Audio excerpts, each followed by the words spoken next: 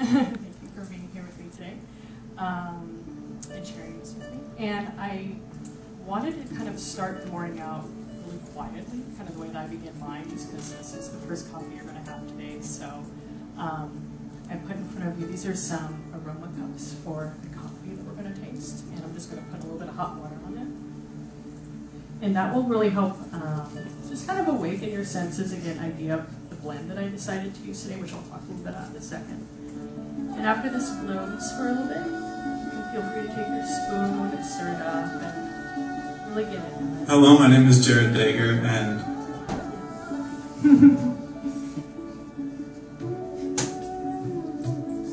my hope is that through the coffees that I'll share with you today, that you'll really get an idea of what being a coffee and tea person means to me.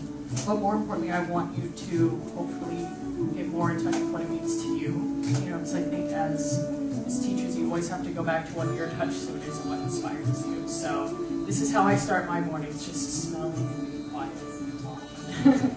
So feel free, you can use your spoons. You can smell. Those cups are going to be quite hot. Be careful, but you can smell. I'm going to start with your traditional cappuccinos first while you're getting ready.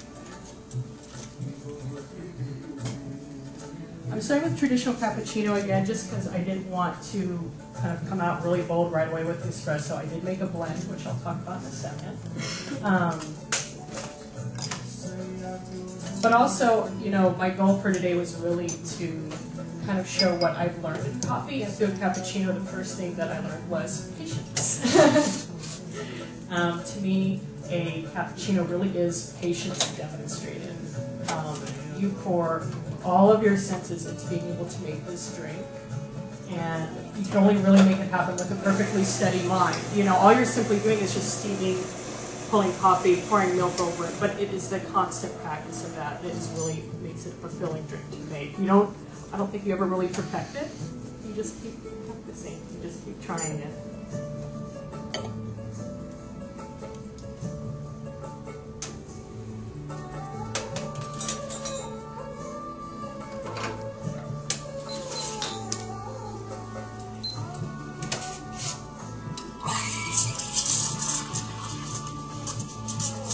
That I chose to use today, this is a blend.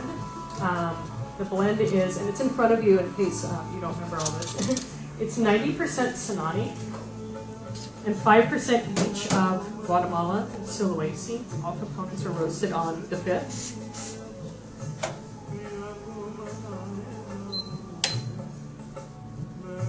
And I chose to do this blend because I really wanted to showcase kind of the more unusual floral qualities that you find in coffee. And in our last round of competition, that didn't really work with those coffees that I was using. You know, something like Sinani. And even though the other components are very small in quantity, they're definitely very necessary to the flavor, especially the aroma. With the Sulawesi, you'll get just a little bit of kind of smooth oiliness.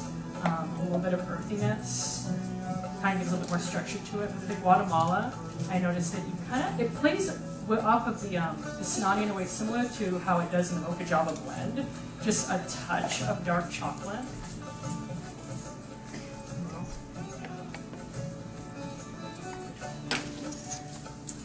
And it's funny, like even in just, I tried playing with it with maybe just a few percentages more, even at 8 to 10% of either of the other two ingredients. I noticed them way too much. It became so much less about the aroma of the Sinani, more about I noticed the Latin American quality of Guatemala. I noticed everything else of the Sulawesi, just a little too much.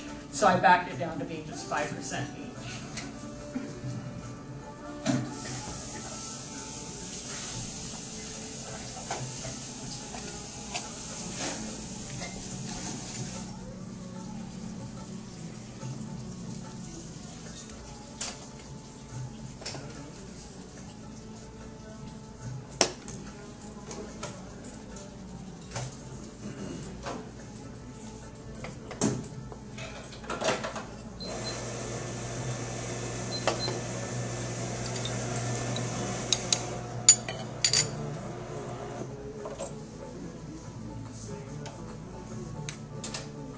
Now working the second set here. Like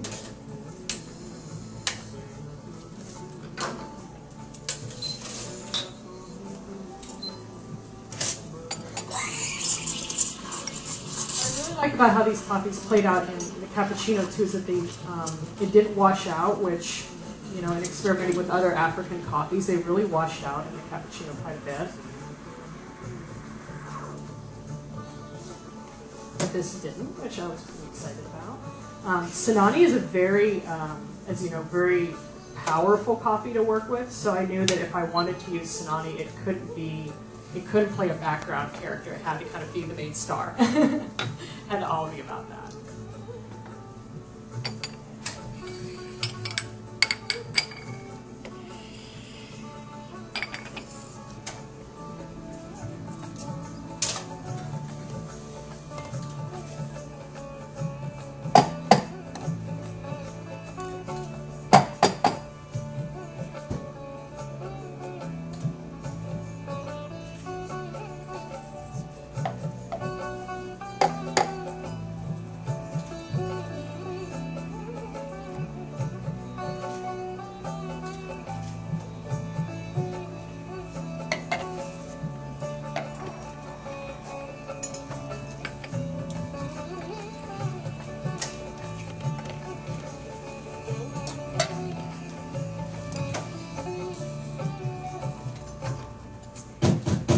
And next I'm going to get ready on your espressos while you're finishing up with those.